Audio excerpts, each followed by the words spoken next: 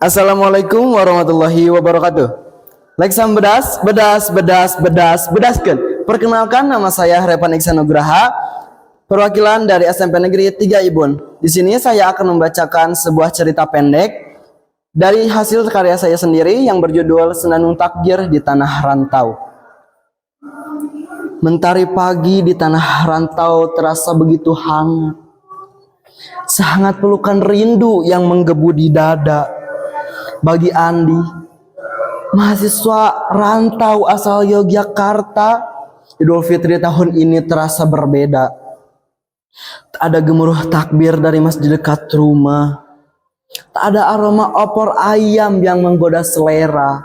Tak ada hangatnya senyum keluarga yang menyambutnya. Andi menatap layar ponselnya. Foto keluarga yang tersenyum lebar di hari raya tahun lalu. Matanya berkaca-kaca, menahan rindu yang kian menyesak dada. Ia teringat suara merdu ibunya saat melantunkan takbir, senyum hangat ayahnya saat membagikan angpau, dan celoteh riang adik-adiknya yang berebut kue kering. Di kosan sempitnya, Andi hanya bisa menatap hampa tumpukan buku kuliah yang belum tersentuh. Ia merasa sepi, terasing di tengah keramaian kota metropolitan. Ia ingin pulang, namun jarak dan biaya membuatnya terpaksa menahan diri. Tiba-tiba ponselnya berdering. Nama ibu tertera di layar. Andi segera mengangkatnya. Suaranya bergetar menahan tangis. "Assalamualaikum, Ibu," ucap lirih Andi. "Waalaikumsalam, Andi. Selamat Hari Raya Idul Fitri, Nak. Ibu dan ayah merindukanmu." Suara ibunya terdengar lembut, namun Andi bisa merasakan kesedihan yang sama. Andi juga merindukan ibu dan ayah. "Maaf, Andi belum bisa pulang tahun ini," jawab Andi, suaranya tercekat. "Tidak apa-apa, Nak. Ibu dan ayah mengerti. Yang penting Andi sehat dan baik-baik saja di sana," hibur ibunya. Obrolan mereka berlanjut, mengalirkan kerinduan yang selama ini tertahan. Andi menceritakan kesibukannya di kampus, suka dukanya hidup di rantau. Ibunya mendengarkan dengan sabar, sesekali memberikan nasihat dan semangat. Setelah panggilan berakhir, Andi merasa sedikit lega. Ia merasa seolah-olah telah pulang. Meski hanya melalui suara, ia tahu keluarganya selalu ada untuknya, meski terpisah jarak dan waktu.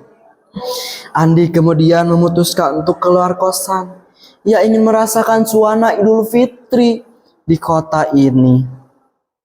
Meski berbeda dengan suasana di kampung halamannya, ia berjalan menyusuri jalanan yang ramai, melihat orang-orang yang mengenakan pakaian baru, saling bersalaman, saling bermaaf-maafan. Ia berhenti di depan sebuah masjid. Suara takbir terdengar merdu dari dalam.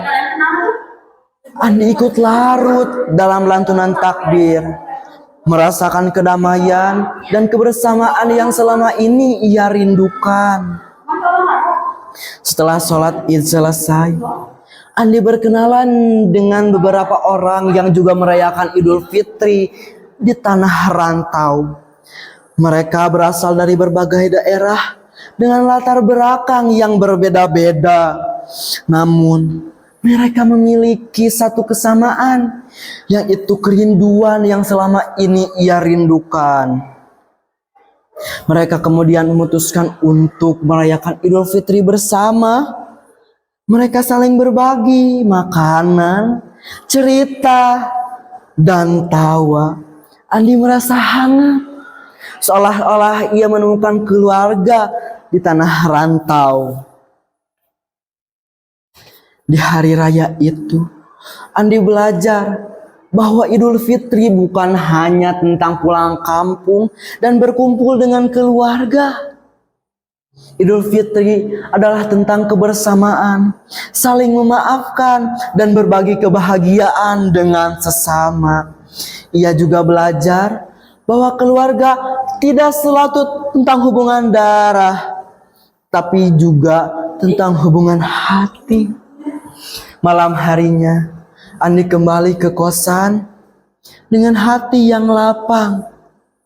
Ia merasa bersyukur meski tidak bisa merayakan Idul Fitri bersama keluarga di kampung halaman. Ia tetap bisa merasakan kehangatan dan kebahagiaan di tanah rantau. Ia tahu Idul Fitri tahun ini akan menjadi kenangan yang tak terlupakan. Andi kemudian membuka kembali foto keluarga di ponselnya. Ia tersenyum, membayangkan wajah-wajah yang dicintainya. Ia berjanji pada dirinya sendiri, tahun depan ia akan pulang merayakan Idul Fitri bersama keluarga tercinta. Senandung takbir masih terdengar sayup-sayup dari masjid dekat kosan. Andi memejamkan mata